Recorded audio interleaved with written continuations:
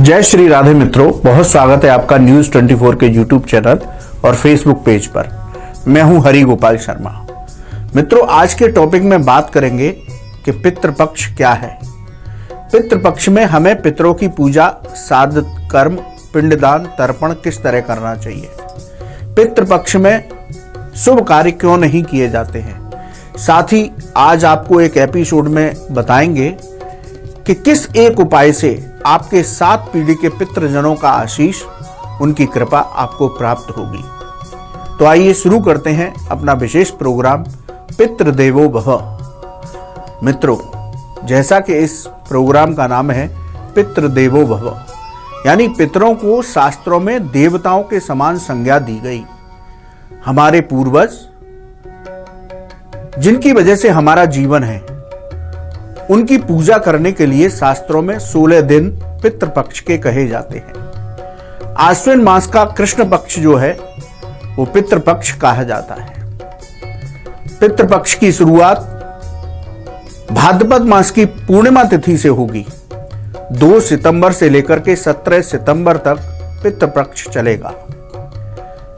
शास्त्रों में और भगवान के द्वारा भी, भगवान कृष्ण ने भी ये कहा है कि पितरों की पूजा मुझसे पहले आवश्यक है। शास्त्र कहते हैं कि पितरों की कृपा से ही घर में सुख, शांति, समृद्धि आती है, आरोग्यता आती है और वंश वृद्धि होती है।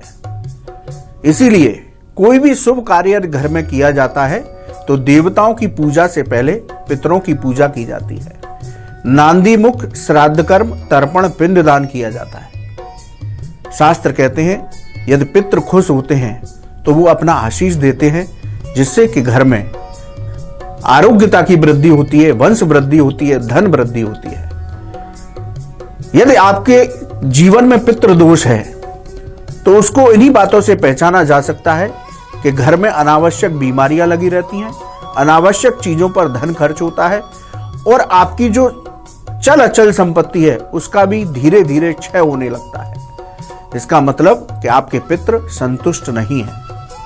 शास्त्रों में इसीलिए आश्विन मास के कृष्ण पक्ष को पितृपक्ष कहा गया। शास्त्रों के मुताबिक पितृगण चंद्रमा में रहते हैं। चंद्रमा मन का कारक है और आश्विन मास में चंद्रमा पृथ्वी के अत्यधिक निकट रहता है। यही वजह है कि इन 16 दिनों में पितृपक्ष का आयोजन हमारे ऋषि मुनियों ने बताया। यानी कि चंद्रमा से हमारे पूर्वज निकल करके इन 16 दिनों में हमारे घर पर आते हैं और वो चाहते हैं कि हमारा वृक्ष है, ये वंश, हमारी बेल है, ये हमारा आदर सत्कार किस तरह से कर रही है। तो इसीलिए हमारे ऋषि मुनियों ने इन 16 दिनों में सारे शुभ कार्य वर्जित कर दिए। ये 16 दिन हमें केवल पितरों की पूजा करनी चाहिए। पितरों की पूजा के लिए जो श्राद्ध कर्म का विधान बताया गया है। श्राद्ध क्या है? श्रद्धा इत श्राद्ध।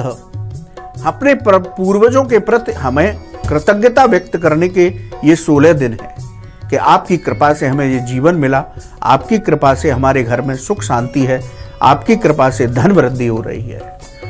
तो हमें अपने पूर्वजों की कृतज्ञता व्यक्त करने के ये 16 दिन शास्त्रों ने और संतों ने दिए। तो इन 16 दिनों में हमें अपने पूर्वजों को ही समर्पित होकर के पूजा अनुष्ठान करना चाहिए। शास्त्र कहते हैं कि पितृपक्ष के ये 16 दिन पर्व की तरह मनाए जाते हैं।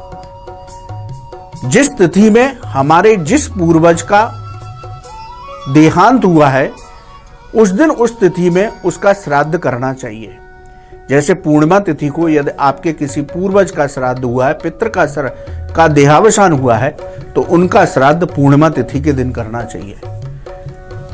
जिनकी मृत्यु प्रतिपदा में हुई है, आपको ज्ञात है, तो उनका श्राद्ध आप प्रतिपदा में करें। यदि आपको पता नहीं है कि हमारे पूर्वजों का श्राद्ध किस दिन उनकी मृत्यु हुई, हमें किस दिन करना चाहिए, तो जो पिता के समान है उनका श्राद्ध आप अष्टमी तिथि में कर सकते हैं। पितृपक्ष की नौमी तिथि मात्र नौमी कही गई है। यानी कि आपके कुल में जो स्त्रियां हैं, महिलाएं, उनका श्राद्ध यदि आपको तिथि पता नहीं तो आप मात्र नौमी के दिन उनका श्राद्ध कर सकते हैं। संतों का श्राद्ध, गुरुजनों का श्राद्ध यदि आपको तिथि पता नहीं है तो आप द्वादशी तिथि के दिन कर सकते हैं। इसी तरह यदि आपके कुल में किसी की अकाल मृत्यु हुई है तो उसका श्राद्ध यदि तिथि पता नहीं है तो चतुर्दशी तिथि के दिन करना चाहिए। और यदि इन तिथियों में भी यदि आप श्राद्ध ना कर सकें तो जो सर्वपित्र अमावस्या है उस दिन अपने सभी कुल पूर्वजों का श्राद्ध आप कर सकते हैं। वैसे यदि आपको तिथि पता है तो उसी तिथि में अपने पूर्वजों का श्राद्ध करना चाहिए। उनकी कृपा से घर परिवार में सुख शांति आती है, धन की वृद्धि होती है, वंश की वृद्धि होती है। पितरों की कृतज्ञता व्यक्त करें, पितरों का आशीर्वाद प्राप्त करें, यह पितृपक्ष के दौरान हमें करना चाहिए।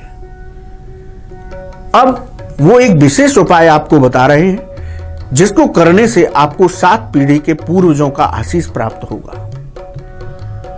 मित्रों, देव ऋण, ऋषि ऋण और मातृ ऋण, ये 3 ऋण शास्त्रों में बताए गए। इन तीनों के ऋण से हम कभी उन्नत नहीं हो सकते। इन तीनों का कर्ज हम कभी नहीं चुका सकते, क्योंकि देवताओं की कृपा, कुल गुरु की कृपा और पितरों का आशीष, ये कभी हम उनको ये कर्ज उनका उतार नहीं सकते।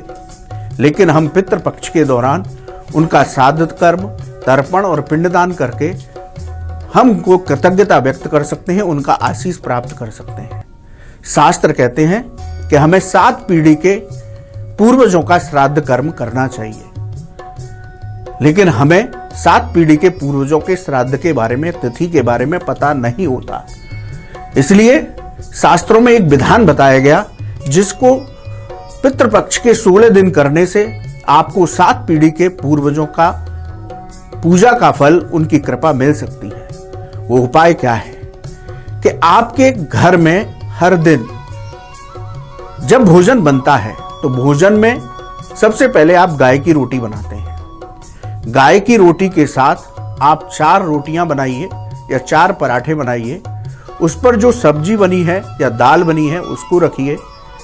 उस सब्जी पर कुछ मीठा, चीनी, गुड़ जो भी उपलब्ध है, बूरा, वो रखिए।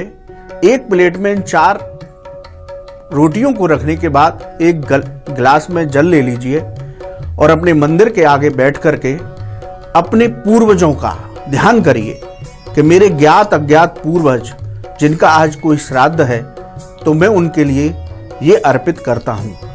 और उन 4 रोटियों को गाय को खिला देना चाहिए और गाय का जो स्थान है, उसका जो खूंटा होता है, उस पर उस जल को चढ़ा देना चाहिए। ऐसा 16 दिन करने से आपको 7 पीढ़ी के ज्ञात और अज्ञात सभी पूर्वजों की पूजा का फल, उनका तर्पण, पिंडदान और श्राद्ध का फल प्राप्त हो जाता है। पितृगण बड़े दयालु और कृपालु होते हैं। शास्त्र कहते हैं जिनके पास श्राद्ध कर्म, ब्राह्मण भोजन कराने के लिए सामग्री भी ना हो तो वो दक्षिण दिशा की ओर मुख करके जल में कुछ काले तिल डाल करके अपने पितरों को जल का अर्घ देते हैं, तब भी उनके पितृ प्रसन्न हो जाते हैं। पितृगण की कृपा इतनी सहज रूप में मिल जाती है। यदि आपके पास सामर्थ्य नहीं है तो आप केवल दक्षिण मुख होकर के इन 16 दिन में जल में कुछ काले तिल मिला करके दक्षिण की दिशा की ओर अपने पितरों का ध्यान करते हुए जल अर्पित कर दें, तब भी आपके पितृ जल ग्रहण करके ही प्रसन्न हो सके। तो 7 पीढ़ी के पूर्वजों का आपको आशीष इस उपाय को करने से मिल जाएगा। पितरों का आशीष यदि नहीं होता तो शास्त्र के द्वारा किए गए प्रयोग भी कभी सफल नहीं होते। ये शास्त्र कह रहे, मैं नहीं कह रहा। इसीलिए पितरों को देवताओं की संज्ञा दी गई। यदि आपके पितृ प्रसन्न है तो देवता भी प्रसन्न होंगे। यदि आपके पितृ खुश नहीं है तो कोई भी देव कार्य, कोई भी अनुष्ठान ऐसा नहीं है जिसको करने से आपके पितृ खुश हो जाए। पितृ अपने जो वंशज हैं उन्हीं के द्वारा किए गए श्राद्ध कर्म, तर्पण और पिंडदान से प्रसन्न होते हैं। तो इन 16 दिनों में आप पर्व की तरह पूर्वजों की पूजा कीजिए, आचार्य को बुलाकर के तर्पण पिंडदान कीजिए। पूर्वजों की कृपा यदि रहेगी तो घर में वंश वृद्धि होगी, चल अचल संपत्ति की वृद्धि होगी, घर की क्लेशें दूर हो जाएंगी, घर में आरोग्यता का वास होगा। तो इस पितृ पक्ष में 16 दिन अपने पितरों की पूजा कीजिए। पितृदेवो भव। जय श्री राधे। नमस्कार, मैं हूं मानक गुप्ता। अगर आपको हमारा ये वीडियो पसंद आया हो तो इसे लाइक और शेयर जरूर करें, और हां, हमें सब्सक्राइब और फॉलो करना ना भूलें ताकि आप देश और दुनिया की कोई खबर मिस ना करें। तो जुड़े रहिए हमारे साथ और देखते रहिए न्यूज़ 24।